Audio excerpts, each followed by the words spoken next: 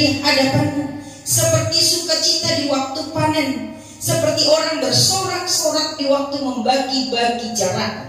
Sebab buk yang menekatnya dan gada yang di atas bahunya serta tongkat si penindas telah kau patahkan seperti pada hari kekalahan Gibeon. Sebab sepatu tentara yang berat-berat dan setiap jubah yang berlumuran darah akan menjadi umpaan api. Sebab seorang anak telah lahir untuk kita, seorang putra telah diberikan untuk kita. Lambang pemerintahan ada di atas bahunya, dan namanya disebut orang Penasehat Ajaib, Allah yang perkasa, Bapa yang kekal, Raja damai. Kita ulangi bersama-sama, baca ayat 6, 1, 2 ya. Sebab seorang anak telah lahir untuk kita, seorang putra telah diberikan untuk kita. Lambang pemerintahan ada di atas bahunya, dan namanya disebut orang Penasehat Ajaib, Allah yang perkasa, Bapa yang kekal, Raja damai. Amin. Ya, silakan duduk. Firman ini firman yang sangat luar biasa. Seperti tadi pujian kita berkata apa? Begitu besar kasih-Mu Allahku, sehingga Kau berikan Yesus padaku, supaya aku tidak binasa, melainkan beroleh hidup yang kekal. Jadi dikatakan supaya tidak binasa, melainkan beroleh hidup yang kekal. Jadi begitu besar kasih Allah, Dia memberikan Yesus bagi kita supaya kita tidak binasa, melainkan beroleh hidup yang kekal. Maka tema firman Tuhan untuk kita di Natal 2021 ini adalah Yesus datang memberi kehidupan. Amin. Sama-sama kita katakan 1, 2 ya. Yesus datang memberi kehidupan. Amin. Dikatakan di firman Tuhan tadi di ayat pertama, kelahiran Raja Damai. Tetapi tidak selamanya akan ada kesuraman.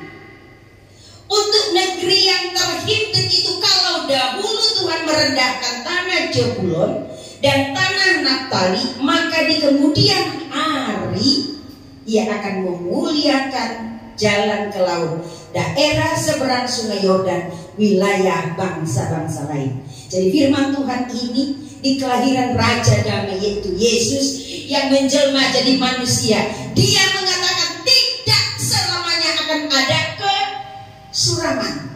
Kata kesuraman di ayat ini berbicara tentang ketidakpastian. Mengapa seperti itu dikatakan? Salah seorang baca Mazmur 97 ayat 11 dikatakan apa? 97 ayat 11 dikatakan, terang sudah terbit bagi orang benar dan sukacita bagi orang-orang yang tulus hati. Ya, dikatakan di firman Tuhan, terang sudah terbit. Amin. Apakah engkau masih mau hidup dalam kegelapan? Halo? Om Kim berkata, umat Tuhan, aku tidak hidup dalam kegelapan, aku tidak hidup dalam dosa, aku sudah tinggalkan semua dosa. Sampai dia berkata, ku telah mati dan tinggalkan cara hidupku yang lama. Sampai dia berkata dia sudah tinggalkan cara hidup yang lama, tinggalkan dosa. Berarti aku tidak hidup dalam kegelapan. Tapi firman Tuhan berkata di sini, tetapi tidak selamanya akan ada kesuraman untuk negeri yang terhimpit itu. Apa yang sedang menghimpit engkau? Sakit penyakitkah? Persoalan keuangankah? Persoalan keluargakah? Itu yang sedang menghimpit. Kata Tuhan, tak selamanya kesuraman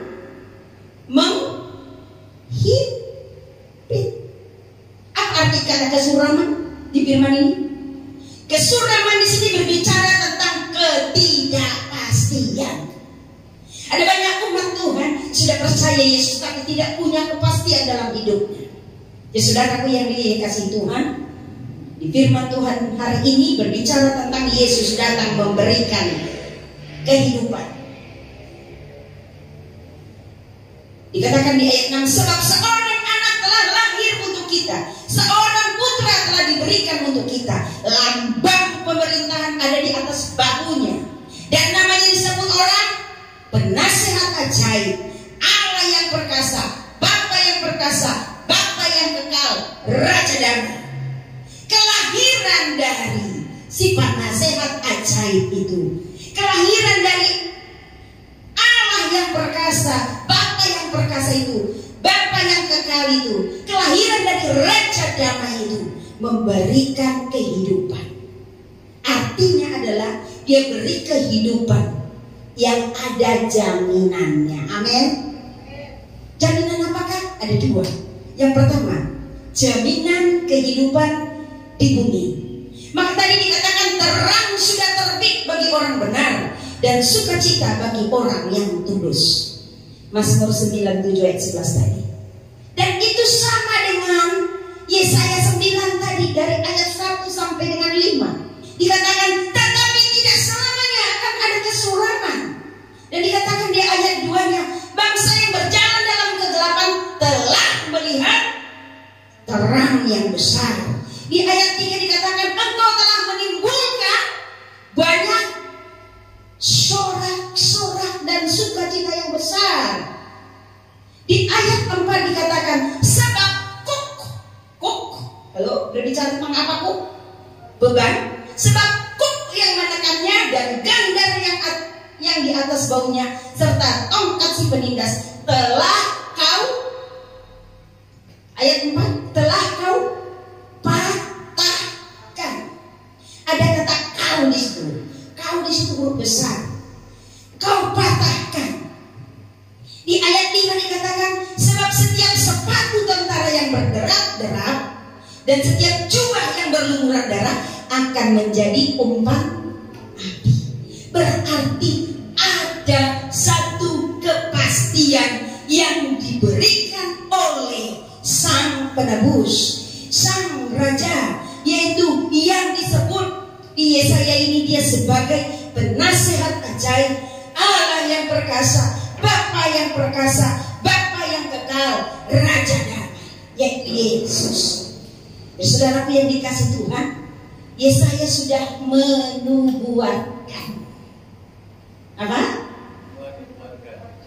Akan lahirnya Sang Mesias, itu Sang Raja. Saat itu sudah lahir apa belum Yesus? Belum, tapi baru dinubuatkan. Dan nubuatannya itu betul-betul tergenapi. Yang percaya katakan amin. Oh, kita bersyukur sekali tergenapi. Andai tidak tergenapi, kita tidak punya kehidupan. Yang berbuat dosa pastinya hanya ke neraka.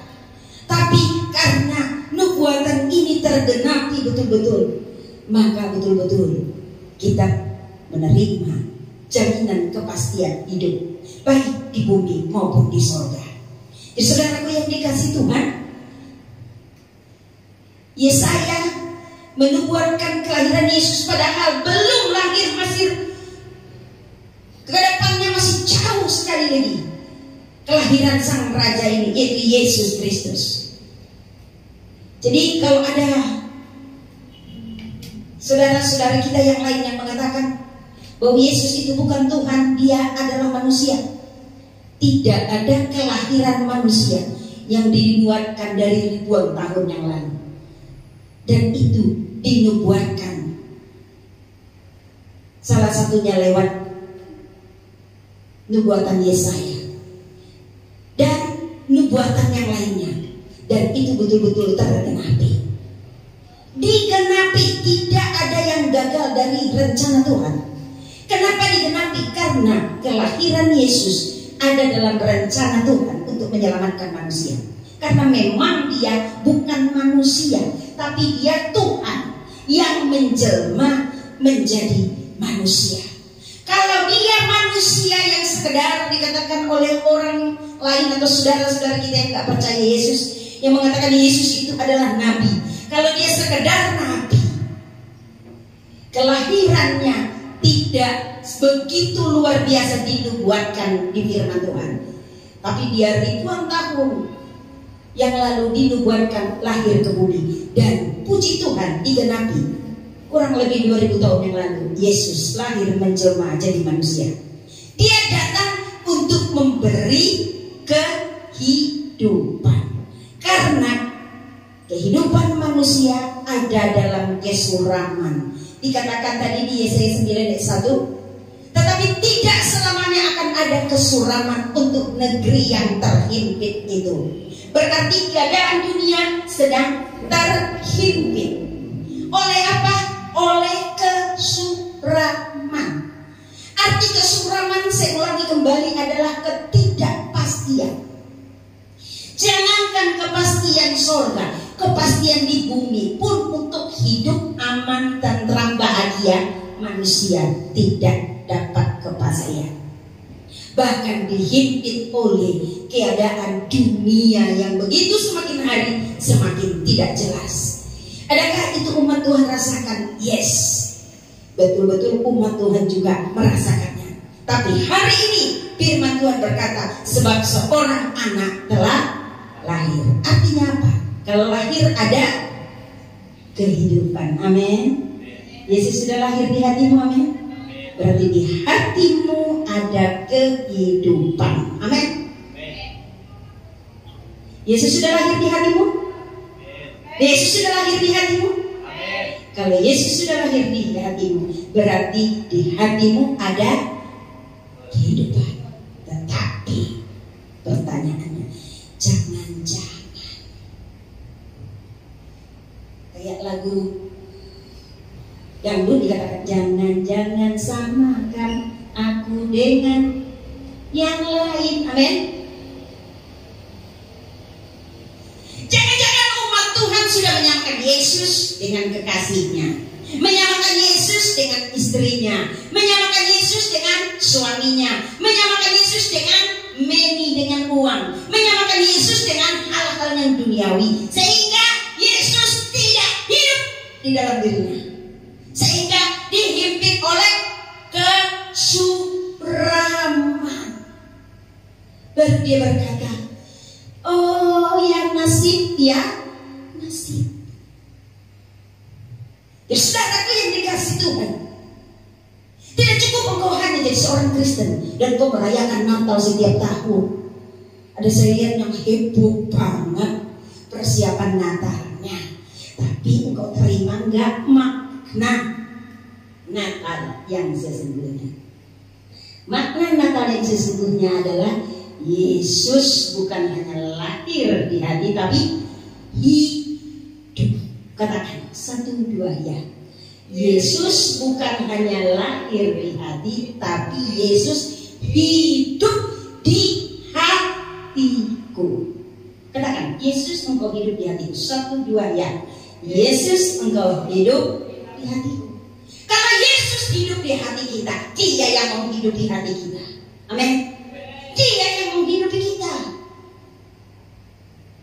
Lalu bagaimana caranya supaya Yesus yang menghidupi aku? Seperti pujian berkata, hidupku bukannya aku lagi, tapi Yesus dalamku. Yesus di dalamku, Yesus yang mengatur hidupku. Amin. Masih you yang mengatur hidup you, pantesan kau hidup dalam kesuraman, dihimpit lagi. Bukan hanya suram, tapi dihimpit sehimpit-himpitnya. Dihimpit oleh persoalan masalah yang tidak ada kepastian kapan selesainya. Kalau ada kepastiannya, it's okay. Ini nggak ada kepastiannya. Kapan berakhirnya?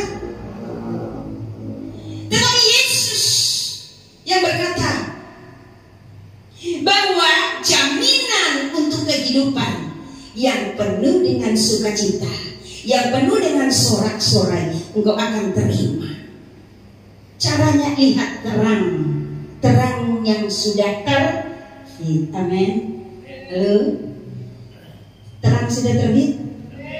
Engkau tidak melihat langsung seperti Maria dulu. Langsung ada cahaya di depannya, dia lihat Sang Mesias. Bukan seperti itu cara Yesus untuk memberikan terangnya dalam hidup kita. Ada beberapa orang yang tadi pagi mengucapkan selamat Natal ke saya. Saya nggak tahu kenapa kalau Natal tahun ini selalu ucapan saya ke semua yang mengucapkan selamat Natal. Saya katakan apa? Biarlah terang Kristus terbit dan berkuasa di hatimu. Ada apa dengan terang ini? Baru saat ini Yesus, Roh Kudus berbicara. Saya sendiri tadi nggak tahu. Dan ini kita bisa sama-sama tahu jadinya bahwa terang yang dimaksud itu adalah terang Kristus yang bercahaya 2000 tahun yang lalu. Itu harus bercahaya di hati kita, men. Kalau enggak, dunia rasanya, coba tutup mata, gelap. Coba buka matamu, terang terlihat enggak? Kelihatan enggak? Terkadang terang itu datang lewat nasihat. Amin. Sebenarnya terang itu sudah muncul di hadapanmu lewat nasihat, arahan, pembinaan. Seandainya kau sambut itu, nikmati itu walaupun tidak enak, artinya dinikmati, ikuti arahan itu, engkau sudah ada dalam terang, maka tergenapi semua janji Tuhan. Amin. Ya. Tapi aneh 1000 kali aneh. Terkadang kalau kita terima nasihat, teguran, kita menolak. Kita mengatakan seolah-olah biar Tuhan saja yang tegur, biar Tuhan saja yang nasihati aku. Kan kalau Tuhan menasihati sekaligus kasih berkat, kata siapa? Iya benar berkat, tapi berkat bentuknya teguran. Tapi saudaraku yang dikasih Tuhan, dikatakan di firman ini bahwa Yesus adalah penasehat yang ajaib. Ajaibnya di mana? Bisa dia pakai segala cara untuk menasehati kita, amin. Supaya terbuka terang yang ajaib itu, amin. Sehingga kita bisa melihat, oh ini jalannya, oh kok ikut jalan ini. Maka ketika engkau menjalaninya, engkau akan terima kepastian itu. Selangkah demi selangkah engkau sampai di tujuan kepastian bahwa kesuraman dalam hidupmu sudah berlalu. Jadi saudaraku yang dikasih Tuhan, firman ini bukan suatu kebetulan. Mungkin kita mengalaminya. Dikatakan, jangan hidup lagi dalam kesuraman, jangan hidup dalam ketidakpastian, jangan hidup dalam kekhawatiran. Dibacakan di ayat Matius 6 ayat 34, dikatakan Matius 6 ayat 34, dikatakan di firman Tuhan ini, jangan khawatir. Matius 6 ayat 34, sebab itu janganlah kamu khawatir akan hari besok, karena hari besok mempunyai kesusahannya sendiri. Kesusahan sehari cukuplah untuk sehari. Amin. Luar biasa firman ini. Kelihatannya secara teori gampang, prakteknya gampang juga. Rumusnya nggak seperti pelajaran di sekolah. Rumusnya cuma apa? Kesusahan sehari cuma sehari. Jadi 1 sama dengan 1. Kebanyakan manusia 1 sama dengan 5, 1 sama dengan 10. Halo, benar apa enggak? Benar apa enggak? Ya, ini saya kasih percontohan. Kesusahan sehari itu hanya segini. Ini toh kesusahan sehari. Halo, saya dilihat ini juga di kamera. Ini kesusahan sehari. Cuman ini. Tapi ada banyak orang dia bilang apa? Aku enggak mau. Aku mau kesusahannya ini. Jadi berapa? Ibaratnya ini 50 kilo. Dia bilang aku mau ini. Jadi berapa? 100 kilo. Aku nggak mau segitu, aku mau lagi ini. Berapa kilo? Berapa? 100 150 kilo. Dia katakan lagi, aku enggak mau. Aku mau tambahkan lagi 2 lagi. Berapa? Berarti berapa ini? Berapa kilo? Matilah kau. Matinya di mana? Halo? Hai? Lukas, Yohanes, Daniel, David, siapa lagi? Petrus, siapa lagi? Kita sebut Yakobus, nama-nama orang Kristen, siapa lagi? Kristian, siapa lagi? Mampukah engkau menanggung beban 250 kilo, taruh di bahu kiri kananmu sambil jalan, bisa? Bawa kemana-mana, bawa ke sekolah, bawa ke tempat kerja, bawa ke pasar, bawa ke gereja, bawa beraktivitas kemana-mana. Kuat, nih. Satu ikatan ini 50 kilo. Jadi berapa semuanya? 250 kilo. Mampu? Pantasan mukamu suram karena banyak beban. Karena kau buat 1 sama dengan 250. Seharusnya 1 sama dengan 1. 1 sama dengan 1. Sama-sama katakan. 1 sama dengan 1. Itu arti kesusahan sehari cukuplah sehari. Nah, kesusahan hari ini kau tambahkan dengan kesusahan besok. Kesusahan hari ini kau tambahkan dengan kesusahan minggu depan. Kesusahan hari ini kau tambahkan dengan kesusahan bulan depan, tahun depan. Akhirnya numpuk, maka kau tidak mampu menanggungnya, sehingga kau tidak bisa berjalan lagi dalam perjalanan rohani yang menikmatinya dengan penuh sukacita. Seakan-akan engkau bisa menambahkan 1 hasta dalam perjalanan hidupmu. Firman Tuhan lain berkata, jangan kamu khawatir apa yang kau makan, minum, pakai. Jangan kamu khawatir. Jangan kamu khawatir. Kalau yakin keras katakan, jangan kamu khawatir. Menyediakan, memelihara. Lalu yakin itu baru bisa masuk rumusan kesusahan sehari cukuplah sehari. Amin. Amin. Jangan seakan-akan dunia mau kiamat. Maka hidupnya suram terus karena dunia dianggap kayak mau kiamat. Uang yang ditanggung 250 kilo dibawa kemana-mana. Gimana bisa engkau sukacita? Gimana engkau bisa berkata, Yesus jalan kebenaran dan jalan kehidupan? Dah bisa menyanyikannya dengan sukacita, tapi menyanyikannya dengan muka yang penuh dengan kesuraman. Jadi saudaraku yang dikasihi Tuhan, bagaimana caranya supaya engkau melihat terangnya yang ajaib itu? Bagaimana caranya supaya engkau bisa mengikuti rumusan firman Tuhan? Kesusahan sehari cukuplah sehari. Biarlah engkau yang saat ini, yang selama ini yang sekedar percaya Yesus, engkau buka hatimu untuk Yesus, supaya Yesus yang menghidupi hatimu. Amin. Ketika Yesus menghidupi hatimu, ada terang yang ajaib, sehingga engkau tidak melihat hari-harimu penuh dengan kesuraman lagi.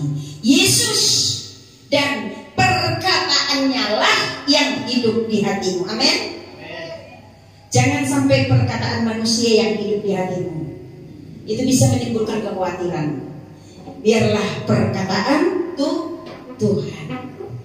Jadi saudaraku yang dikasihi Tuhan, Yesus lahir, ada kehidupan, yaitu kehidupan yang memberikan jaminan kehidupan di bumi. Apa jaminannya kehidupan di bumi? Jaminannya apa? Terang Kristus berkuasa di hati. Bagaimana terang Kristus berkuasa di hati? Biar Yesus yang menghidupi hatimu. Amin. Yesus yang menghidupi hatimu. Amin. Tadi saya kasih contoh, tutup mata semuanya gelap. Tapi kalau Yesus yang menghidupi hatimu, semuanya terang. Katakan 1, 2, 3, semuanya terang. Semuanya terang. Amin. Kau aminkan sekarang firman ini? Kau aminkan? Bukan hanya mulut saja yang memperkatakan amin, tapi dari lubuk hatimu aminkan. Maka engkau akan lihat terang. Maka pohon Natal dibuat kayak ada lampu kedap-kedip. Jadi yang satu nyala, yang satu lagi kalau mati, yang satu lagi masih ada. Jadi tidak gelap. Terangnya itu seperti pohon Natal ini berkedap-kedip supaya tanpa melihat. Jadi hidupmu tidak hanya melihat terang, tapi hidupmu bercahaya. Terus apa lagi? Ceria. Seperti ini ceria. Apa lagi? Semarak. Ini semarak ada hiasan-hiasannya. Coba lihat hatimu, ada hiasannya enggak? Enggak ada hiasannya tuh. Pantas engkau bosan dengan dirimu. Saya menonton satu namanya ini? Ajang pencarian bakat. Saya tonton dia lewat TikTok.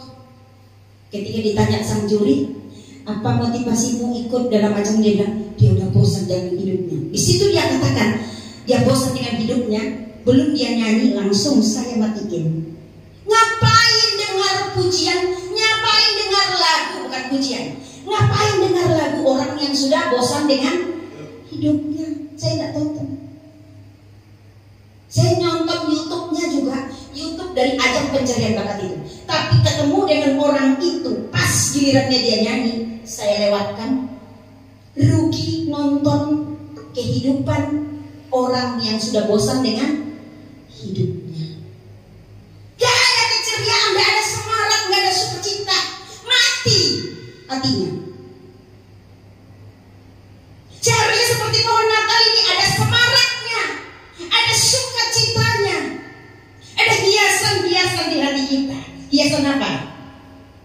Hiasan apa? Ingat kebaikan Tuhan. Ketika engkau sakit disembuhkan, itu jadi hiasan. Ingat apa lagi? Ingat ketika engkau nggak punya uang, tiba-tiba ada uang, Tuhan kasih walaupun 1.000 rupiah, itu taruh jadi hiasan di hatimu. Ingat apa lagi? Ingat ketika engkau mengharapkan anak, tiba-tiba Tuhan kasih anak, itu hiasan, taruh lagi. Apa lagi? Ada banyak hiasan apa enggak? Makanya lagu kita berkata, bila ku renungkan kasih-Mu Tuhan, betapa indah tiada duanya, begitu dalam cinta-Mu, begitu indah kasih-Mu hidupku. Kedua, aku hitung Tuhan, tiada ku mampu untuk menghitungnya, begitu nyata cinta-Mu, begitu indah kasih-Mu di hidupku. Dengan apa kan ku balas kasih-Mu Tuhan? Seluruh hidupku tak cukup membalas kasih-Mu. Dengan apa ku berikan balasan dari cinta dan kasih-Mu di hidupku? Andai hidupmu semua kau beri untuk Tuhan pun, itu tidak cukup membalas kasih Tuhan. Itu artinya karena begitu besarnya kasih Tuhan, begitu besarnya kebaikan Tuhan, begitu besarnya mujizat yang sudah kau terima, begitu besarnya keajaiban yang sudah kau terima, begitu besarnya berkat-berkat yang sudah kau terima, begitu luar biasanya keajaiban kepastian sorga yang kau sudah terima. Kalau itu kau jadikan hiasan di hatimu, kira-kira masih ada keinginan muka suram apa enggak? Masih ada keinginan bersungut-sungut apa enggak? Masih ada keinginan untuk meragukan kuasa Tuhan apa enggak? Itulah yang disebut hati yang terang melebihi lampu bilik. Amen. Sudah lihat terang itu? Sudah ada terang itu di hatimu? Terang itu yang akan menuntun engkau di jalan di mana ada berkat. Amin. Amin. Sampai orang dunia aja buat jadi lagu, tak selamanya. Mendung itu mendung itu akan tetap kelabu kalau kau tidak terima terang itu. Tapi kalau terima terang dari Kristus, maka mendung itu akan berubah menjadi cerah, terang benderang. Yesus dan perkataannya itulah yang harus menghidupimu. Amin. Jadi kalau Yesus dan perkataan lewat firman-Nya yang menghidupimu, maka engkau akan lihat terangnya, dan terang itu ada di hatimu. Maka itulah kepastian jaminan kehidupan di bumi. Amin. Jadi jangan khawatirkan akan penghidupan di bumi kalau terang Kristus itu sudah ada dalam dirimu. Amin. Yang kedua, kelahiran Sang Juru Selamat memberi jaminan kehidupan kekal di surga. Dikatakan di Yohanes 14 ayat 6, Yesus berkata, Akulah jalan dan kebenaran dan hidup. Tidak satu orang pun bisa ke Bapa kalau tidak melalui Aku. Yang artinya Yesus berkata, Yesuslah jalan dan kebenaran dan hidup. Dan tidak ada yang bisa sampai ke surga kalau tidak melalui Yesus. Jadi untuk terima kepastian kehidupan yang kekal di surga, mau nggak mau, syaratnya hanya percaya Yesus, terima Dia sebagai Tuhan dan Juru Selamatmu. Kalau untuk umat Tuhan, plus kau terima kuasa lahir baru, plus engkau tetap setia menantikan kedatangan Kristus yang kedua kali.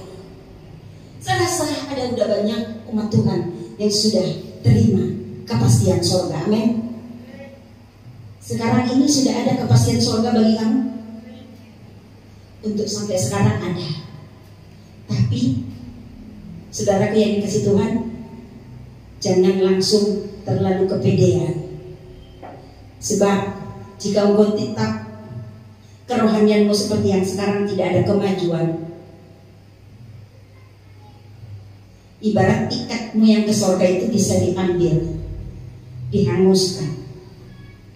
Karena Kristus berkata, biarlah engkau berubah sampai menyerupai Kristus. Jadi arti menyerupai Kristus berarti harus ada peningkatan kerohanian. Di kerohanianmu harus ada peningkatannya, supaya engkau tetap setia terus pada Kristus, menanti kedatangan Tuhan yang kedua kali. Supaya tiket kepastian surga tetap menjadi milikmu. Dan saudaraku yang dikasih Tuhan, mungkin engkau berkata surga masih jauh, kita tidak tahu Yesus datang kapan. Tapi yang jelas engkau sudah pegang tiket kepastian surga. Amin. Dan supaya tiket kepastian surga ini tetap menjadi milikmu, hari ke hari kau harus ada peningkatan kerohanian. Terang Kristus harus percaya di hatimu, untuk kau tetap selalu bergelora, bersuka cita dalam memuliakan nama Tuhan. Dan itu sangat mendukung juga untuk kepastian hidupmu di bumi. Karena dengan terang Allah yang terus bercahaya di hatimu akan membuat engkau bisa melihat peluang-peluang berkat. Amin. Jadi dua poin ini saling berhubungan. Kalau yang satu sudah terpenuhi dalam hidupmu, pasti engkau ingin meraih yang kedua.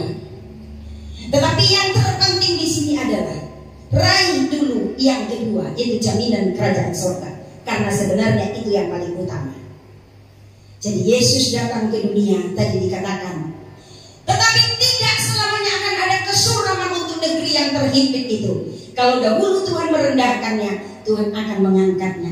Maka tadi pujian kita berkata, kita dipilih dari segala bangsa, dipilih untuk menerima jaminan surga, plus dipilih untuk menjadi orang yang diberkati di bumi. Amin. Supaya tanganmu di atas terus memberkati banyak orang.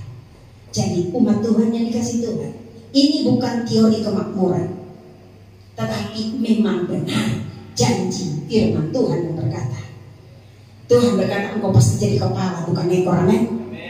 Jadi jangan miliki jiwa mentalitas anak apa? Anak budak, anak hamba dalam arti negatif, bukan hamba Tuhan ya, tapi harus memiliki mentalitas anak raja. Jadi kalau ada di antara umat Tuhan yang hidup dalam kesuraman, dihimpit oleh persoalan yang membuat dia stres, pusing, depresi, berarti ada yang salah dalam hidupnya. Mari perbaiki. Cara memperbaikinya bukan engkau yang melakukan, tapi Tuhan yang melakukan. Dan hari ini Tuhan mau melakukannya. Dia mau engkau buka hati saja untuk dia. Amin. Terangnya mau masuk di hatimu. Ketika terang itu masuk, biarkan terang itu yang menghidupi hatimu. Amin. Ketika hatimu bergejolak mengatakan, "Enggak, A yang harus melakukan," tapi terang itu berkata B, nurut saja apa yang dikatakan B. Lihat terang di sana sedang memunculkan peluang-peluang berkat bagimu. Amin. Saya dengar satu ilustrasi dari seorang hamba Tuhan kemarin berkhotbah. Dia katakan ada satu orang yang lagi itu terdampar di satu pulau, ya, di satu pulau. Terus dia hanya seorang diri di situ, dan dia berdoa dari hari ke hari, minggu ke minggu, bulan ke bulan, berdoa supaya Tuhan kirim kapal supaya dia bisa keluar dari tempat itu. Tapi enggak. Akhirnya mau nggak mau dia harus melanjutkan hidupnya. Dia cari daun-daunan, dia cari buah-buahan untuk kehidupan makannya sehari-hari. Ya mungkin dia tinggal mungkin di gua-gua atau di mana, enggak tahu lah. Tapi yang namanya manusia Tuhan kasih akal pikiran.